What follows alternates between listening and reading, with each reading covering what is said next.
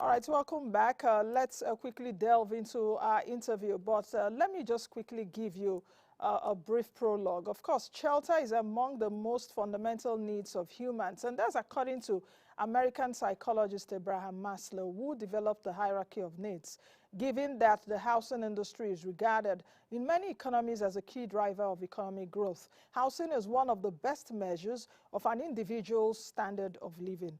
Nigeria's real estate industry grew roughly by 1.87% in the second quarter of 2023. Still, a major obstacle for a lot of Nigerians is finding decent, reasonably priced accommodation. Due to the growing number of people moving from rural to urban areas, the already inadequate public infrastructure in urban areas is becoming more and more problematic in terms of housing. The number of housing units that Nigeria lacks increased to 28 million by 2022. Now, to bridge the housing gap, the Federal Mortgage Bank of Nigeria projects that 21 trillion naira will be needed. In 2019, the Central Bank of Nigeria reported that only 10% of Nigerians could afford to buy a home.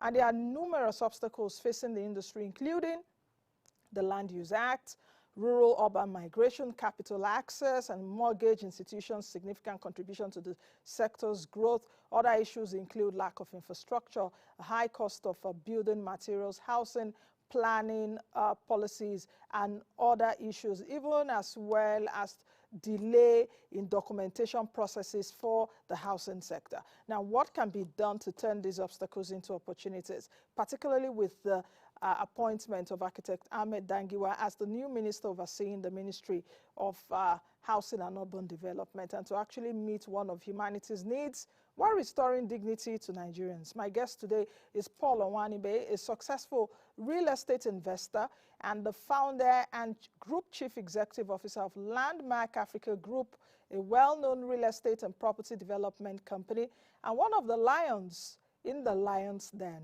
He will analyze these problems and offer recommendations. Mr. Onwuanibe, good morning, and thank you for joining me on today's edition of the program. Good morning. It's an absolute pleasure to be here. Fantastic. Now, let's get into it. And I think my first question will be, as a country of over 200 million people, because it depends on who you listen to, which reports you read, that you know how many we are in the first place. But let me just be a bit conservative, 210 million people. So is the housing and real estate sector contributing enough to Nigeria's economy, bearing in mind that this real estate sector, housing sector, contributed about 1.87% to Nigeria's GDP in the second quarter of this year, coming back from a negative growth? Well, the simple answer is no, it's not. And there is a real opportunity to do a lot more. But how does one figure out how to do a lot more? So there are a number of reasons why it's not contributing. One is it just takes so long to develop real estate in the country. There are so many issues in the value chain, from the acquisition of land to the buying of it, and to the regulatory environment that's involved in trying to get your permissions, and the building, the supply chain, the management, and then the infrastructure. So there are a number of reasons why housing is made extremely expensive, and therefore it's very difficult to deliver at a price that people can afford at the time that people need it. Now, I want to ask you this question. I've been willing to ask because I remember in the year 2020 during COVID, I had Mrs. Udo Okonjo, who is also a real estate person, a real estate operator. I had her on the program in 2020, and I asked her the question around how COVID will impact the sector. Now, I'm speaking to you in 2023. How has the sector changed from 2020 till now? Because you know that we saw a lot of people working from homes. The sector changed, commercial real estate fell, and all of that. I would like to know, how has COVID-19 impacted the sector? Quite drastically. COVID-19 has done a number of things. One, it has changed people's buying habits. Two, it's changed suppliers' selling habits. And three, it's just changed the way people live their lives. And how has that affected the real estate sector? So from a physical point of view, immensely. So one has to now consider within one's designs making it a little bit more friendly to outdoor, indoor space, size of corridors, touchless doors, touchless sanitary facilities and stuff. So people have become a lot more hygienic than they were before. And it's important to reflect that in real estate. The other issue is sort of just the demand supply dynamics, which is probably the biggest effect on the real estate. You know, the borders, what COVID did, it changed the borders between work and leisure. You know, this entire work from home philosophy and people sort of now appreciating more of their leisure time and more of their home time, that division has been collapsed to a large extent. So the real estate industry needs to respond to that in terms of how it produces real estate and what sort of experiences it creates in either residential real estate or commercial real estate, or in fact, leisure real estate. So those are the key issues. From a finance point of view, you've got to ask whether the country has recovered and the cities have recovered, and whether people have actually recovered from the effects of COVID. For example, we at Landmark, we were effectively closed for 11 months during the COVID period. I mean, it was a really, really tough period. You know, we employed 3,500 people, so 3,500 people have to stay at home. That alone gives people time to reflect and think. Some people were paid, I'm sure, during COVID, and some people were not paid. So people have to recover from that. And kind of difficult as this, staying home for 11 months is bound to affect you for more than 3 years. What did you learn as a real estate mogul during the period? I heard you clearly, but what additional lessons did you learn? And did it help you perhaps in a bit of transformation in your company, you know, repositioning your company? Because it's always been said that for every century, there will always be something that we'll struggle with as humankind. So perhaps in the next 100 years again, we'll be struggling with another pandemic. Who knows what it will be? Well, the first thing I'll say, hopefully not. But it's a really great question. What did we learn? So the biggest single thing I learned is that human behavior changes. And when human behavior changes, all the commercial realities in industry change as well. So the buying, selling dynamics change. People's demands changes. So in real estate, what I learned basically, so here at Landmark, we have a mixed use option represented here: health, education, restaurants, leisure, entertainment, but we didn't have a lot of residential. What happened during COVID was that people were asked to stay at home and integrate less with other people. So we had an environment that we're designed to bring people together. COVID suggested that we should keep people apart. So we've learned to infuse sort of residential. Residential is the glue that keeps the entire real estate together, which is why it's so appropriate you started your questions with sort of the housing deficit and the housing sector. If people don't live somewhere, then it's very difficult to work and entertain. Okay, Mr. Onwuanibe, let me just halt you there. We're signing off this right now on terrestrial, but the interview will still go on. We have the live broadcast right now, so we will be going off local, but let me promise our viewers that we'll bring you back this interview, again, the concluding part of this interview on our show.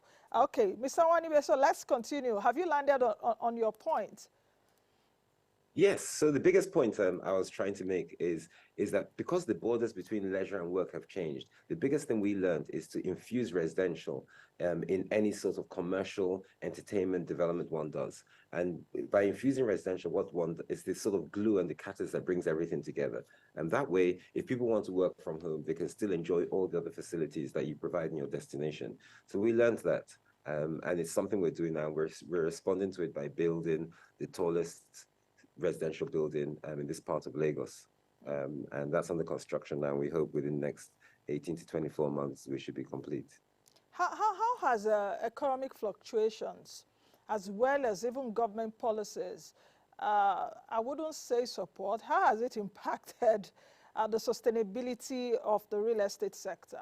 How, you know, because government, we see a lot of issues, a lot of, even the delay, I mentioned in my intro earlier, delay in documentation process alone for the sector takes a lot of time. So how do these policies pose even as a risk to sustainability in the housing space? Yeah, so another great question. You know, so there's the good, the bad, and the ugly in this. So in producing real estate, you would expect that 95% of the cost of real estate should actually go in.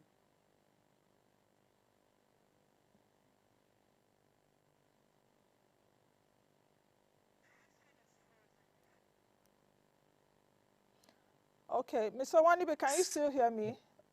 Okay, I think I can hear I you. can hear. Okay, yes, the network went off a bit. Okay, you can continue. Sorry, yes. So I think one of the things that affects real estate is the delay in the documentation process, as you said. Now, that delay in documentation process also increases the cost of the documentation process, and we have seen that process or that sector in the value chain probably contributes to 25 to 30% of the cost of real estate. So it doesn't increase the cost of providing your real estate to your end user, but it also makes it a lot harder and a lot longer to deliver that real estate. Now, with the changes in the economy, and those changes are quite drastic and quite quick, obviously a delay in development increases your interest costs, increases your foreign exchange costs. 70–80% of the product of a building in this country is imported. And so there's a direct link to what the naira and the dollar is doing at that point. And meanwhile, it's a local business, so you're selling it in naira. So if there was one advice I could do, if there was one magic wand I could wave, right, it would be to create a better enabling environment at the inception of the creation of real estate. So, i.e., land sales, documentation regarding planning and regulations and managing and monitoring of that. And also, one should look at how easy it is to bring in the raw materials and substitute raw materials. So, supporting some of the factories in this country to produce the raw materials that will enable us to deliver units at a cheaper price. With all of this that we have said, we appreciate all the challenges. And for those of you that are in the sector, you also see those challenges as opportunities. Having said this, is the Nigerian real estate sector, do we have strong fundamentals? Yes, I mean, the fundamentals in real estate are supply and demand, right? So the supply is in very short supply and the demand is Herculean. So as you said, 200 million people, depending on what stats you read. And many people say, well, but they can't buy anything. But the reality is 200 million people have to live somewhere, work somewhere, school somewhere, eat somewhere, go to hospital somewhere. So real estate is the platform for all those things. So the actual fundamentals are incredibly attractive. The issues in real estate are two quick things. One is the ability, real estate is a long-term finance business. You can't finance it the way you'll finance a trade. So the access to long-term sustainable finance is important. The second is infrastructure. Everybody who produces real estate in this country does the things that the government should do.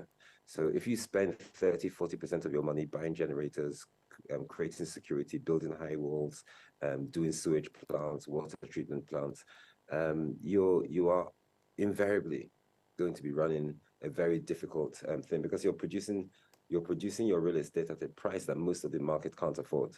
So that's where the fundamentals get a bit skewed. But the basic demand and supply is a good relationship.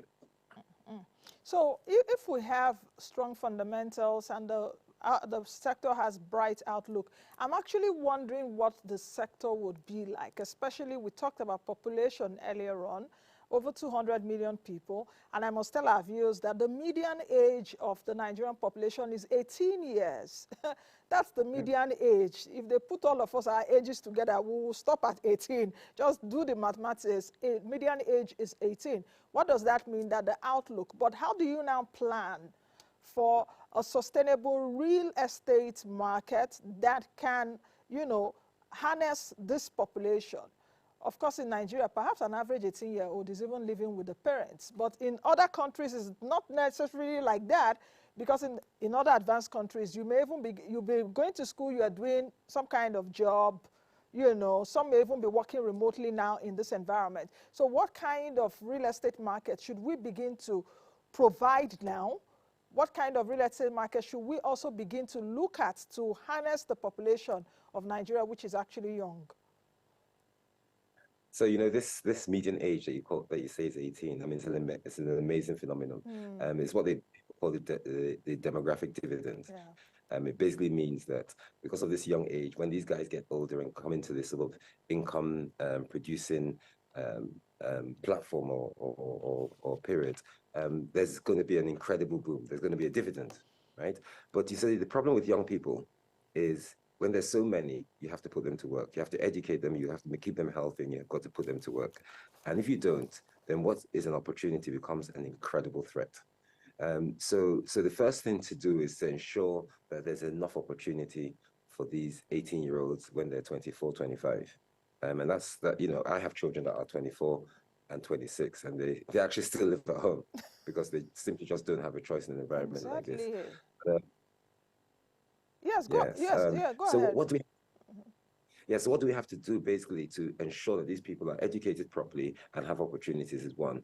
And the second is to put money in their hands. I was reading somewhere that even the mortgage industry alone, in a state like Lagos, let's not even talk about the whole of Nigeria, in Lagos is worth $15 trillion. So imagine just introducing some kind of long-term accessible finance for a set of people that otherwise wouldn't be able to buy anything. Right? Imagine what that will do to the real estate industry. And the real estate industry is a trigger for the growth. It's a catalyst for all other industries because once people have a home, and because of inflation as a natural hedge, they trade out of it. They can secure their money and buy many things, luxury items, leisure items, holidays. Their buying power immediately increases. So what that actually does is a long-term plan. So this is the time to do it whilst this median age is 19. So we don't actually have the issues when these 18-year-old people become 25, 26, 27 without jobs, without homes, and without a chance in life. What would be your recommendation? What would be your key points to this new Minister of Housing and Urban Development? Earlier on, Babatunde Fashola was the one that was overseeing that ministry. It was Works and Housing. Now the president has, broken down that ministry and added urban development to it. And the minister is also an architect as you are. So what will be your recommendations? What are the quick wins that we can take a look at in that space? So the minister, I know him a good man and an architect and someone who's been in the industry. So it's a real opportunity for the country at this point in time. Unfortunately, though, and I don't want to sound too pessimistic, but unfortunately, the housing ministry is very much dependent on many other ministries around. So one of the quick wins, if I were the minister, the first thing I would do is lobby those ministries account. The ease of doing business is so important. For the property industry in this country to survive, there needs to be an enabling environment. So we need to figure out how do we produce this product in a much cheaper way by cutting out the delays and the costs at the very early stages. The second thing is how do we make sure that the environment is conducive for inward investment and for local manufacturing. And the Minister for Housing doesn't control these things. And the third thing is finance. Is how do you ensure that there's a pool of finance that's long-term in nature that is put to play to build homes and enable people to buy. So whether you subsidize it at the source in terms of production or you subsidize it at the demand end in terms of supply, a decision has to be made. If I were thinking of quick, and the third thing is infrastructure. Infrastructure is one thing that is incredibly important to put in place for the property environment and the housing environment to succeed. So if I were to say some of the quick things is, first of all, speak to those other coordinated ministries. And the second thing is lobby very hard to find a way to create a Freddie Fannie Mae, right? And a Freddie Fannie Mae, I use that as an example, is literally a platform for financing housing. And if you don't have that platform, you're going to have people who are literally financing it either through crime or through bread and butter issues. So it's slow, it's inadequate, it's not best in class. So there are a number of things. It needs to be institutional. There's no way you can meet this housing deficit unless you create institutional flows. It can't be done in a sort of DIY manner in which it's being done now. So those would be the things I would look at. Some of them are short term, some of them are long term, but the most important thing is many of them are the stroke of a pen. Some of these things can be done by the stroke of a pen. There's no investment required. If you've talked about finance, and I hear you clearly, and when we talk about finance in that sector, of course, we have mortgage banks, mortgage institutions, but we also know what their challenges are because they also operate within the bigger economic space in an economy where many Nigerians are poor. We have 133 million multidimensionally poor people.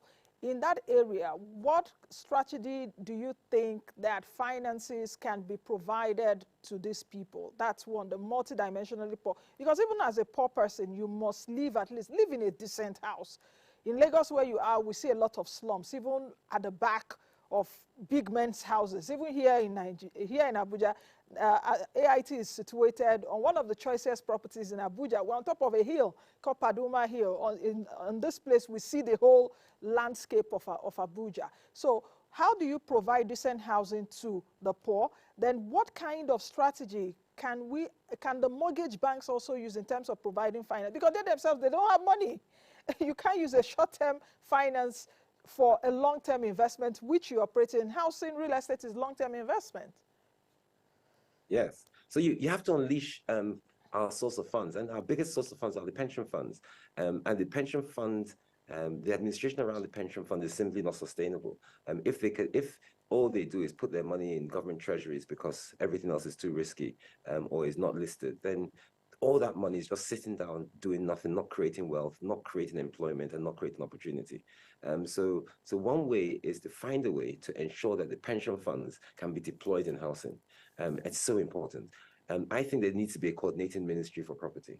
And what I mean by that is not just housing, but this ministry has to be to bring together, has to step over into other ministries and bring together the things that actually matter. So the legislation regarding pension funds, infrastructure, build a road anywhere and real estate turns up. If you don't put the road there, real estate is very difficult because people don't invest where they can't get to. So things like that are incredibly important. Water, power, roads, sewage. So how do you ensure from the very beginning of the value chain, which is the land acquisition, the registration of that title situation, and the documentation required for the permissions to build, how do you put that in one box and speed it up? That has to be number one. Number two is more about the enabling environment now, is how do you ensure that the people involved in large-scale property development, are supported in terms of either local manufacturing or importation of things that are not locally manufactured in a very smooth, easy, and transparent way. Three, as you've mentioned, and we mentioned time and time again, is finance, is what finances you deploy. So the DFIs are many, and when you speak to people like the BOI don't finance real estate. You speak to NSIA, they don't finance real estate. So a lot of the big government agencies that are deployed to fund impact developments, they don't fund real estate. So the money can't go into real estate. Pension funds can't go into real estate in its current form unless you list the real estate platform for it. And to get to that position of listing, there's a fair amount of cost and technical ability that's required. So it will never be a mass market business. So I would say that we need to find ways to narrow some of those things down. And then there's something, I think in the British government call it Section 106. It's a planning law that basically says if you're building real estate, then there's a certain amount of improvement to the environment. So instead of paying huge taxes that are sometimes not transparent as to where they go, right, is you're actually using those taxes to improve the environment you're in. So it may be, if you're building 1,000 units, you need to provide a school, you need to provide a community center, you need to make sure the road there is fine. But all these get deducted from your taxes. So your money, every naira that you spend on your real estate actually counts towards the community you're serving. And it's a more direct and transparent way of providing real estate. So there are a number of issues that complicates the real estate process. Here, especially for housing. It's one of the reasons as a developer, we never did housing. We focused on business, leisure, entertainment, and lifestyle. We've now had to do housing because COVID has taught us that it's important and it's a catalyst, but it's incredibly difficult. What regulatory hurdles do you think that we should do better with, especially now that we have a new minister? I heard you some time ago say that it took you a long time to get documentations done. So what regulatory hurdles do you think that this minister should look at now? So number one, Land Use Act.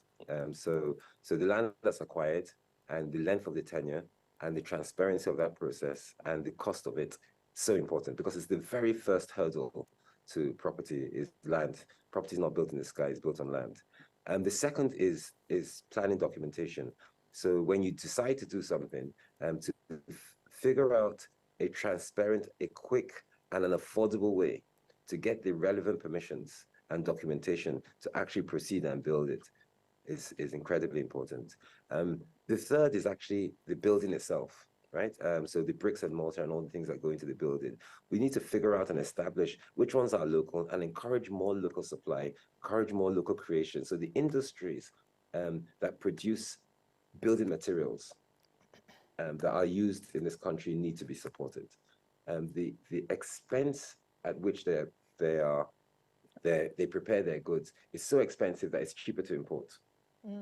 So those industries basically need to be supported. For those industries to be supported, there needs to be cheaper power and there needs to be cheaper finance. Then we need to get into training. So building real estate is not about architects and engineers. It's more about the artisans, yes, the carpenters, the plumbers, the bricklayers. And we need to find a way to increase the quality of that sector. You know, so many developments, people are literally importing these people from Republic of Benin.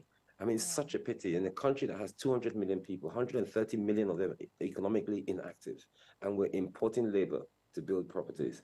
So someone has to look at that and say, how do we provide a better platform so people are not importing this labor? Let's use the economically inactive people to deliver this. So, you know, this is a conversation we can have for 2 hours, but Exactly. across the value chain, from the beginning to the end, there's the improvements that can be made in every single sector. And many of them are the stroke of a pen. Yeah. You actually don't need big money. So, Mr. Onwuanibe, still continuing in that thought because we just have a few minutes, and I have so many questions to ask you, but it's as if we are just scratching the surface. With what you've said now, how do you think that we can adopt technology and innovation to address some of these challenges? Because it's really pathetic that for the past 10 years or so, I've been hearing that we import artisans from other African countries in the value chain of real estate or housing. So how do you think that we can adopt technology to address that point? Then number two is that in your space too, we're seeing a proliferation of actors, developers and all of that. And many Nigerians have also fallen prey. Many Nigerians have been swindled and many Nigerians have been scammed. How do we really differentiate the genuine actors? Third question for you. You are a lion. You are one of the lions in the lion's den. I'm actually a Leo too. My zodiac sign is Leo, but you know, as a lion in the lion's den, I've seen a few episodes. I've also seen some businesses that you've invested in. What would you say are the common challenges that startups really face? Answer those three. Let's see if we still have time, then we can go to one or two else. Your time starts now. All right. All right. Thank you. So the first and second are related questions, even though they seem very disparate. Technology. What is the role of technology in building? Well, it's simple. What technology does, it makes things faster, cheaper, quicker, and more transparent. And if the building industry needs anything, it's that. It's speed, it's cheap, it's cheaper, and transparency. So that you can use technology to scale a lot of the hurdles of visibility in terms of the Land Use Act, the property acquisition, title registration, planning permissions, documentations. Technology should do it. I shouldn't have to speak to anybody to get a permit to sign off on a building. How do we make the industry more credible? Same way as technology. Publish it. The government needs to just publish these things, or technology needs to put online. If someone's building a property and selling a property, they need to show up online, right? Rather than deal with it through WhatsApp and through little newspapers and stuff. So technology can play a major role in transparency. So we need to find a way to do that. And I think there's some regulatory environment that should have a responsibility for ensuring that this technology is applied properly across the board. Moving quickly over to Lions then, you know, it's really a pleasure always dealing with entrepreneurs, because the thing about entrepreneurs is that they're always very motivated and very passionate about what they do. Resilience obviously is a big thing and needs to be part of it. What are the challenges? I mean, again, we talk about it, finance. Finance is a huge challenge in financing entrepreneurs. So this is one of the Dragons Den and Shark Tank in other parts of the world. So I think it's a Sony franchise. And I saw in the 3 seasons that we've done, and I made 7 investments. You know, I lost my money on 3, and I think I'm doing that's probably made all the money that I lost. And what are the agents? The ones I've lost are because of the people. When you're investing in business, the people are everything about the business. So you invest in the right people, and the business does well. The business stuff. And I say there are certain ingredients. Let's assume the person is right. So first all, the second thing is that you have to execute the idea in a way that nobody else can, right? So you have to be your best all the time, right? And then the fourth thing is the model has to be scalable. Success is a matter of time. So you now have to have the patience, the resilience, the excellence, and all the that combine to produce success. But how do you get past the biggest finance and the regulatory environment? So the regulatory environment is very frustrating sometimes because there's the good and the bad about it.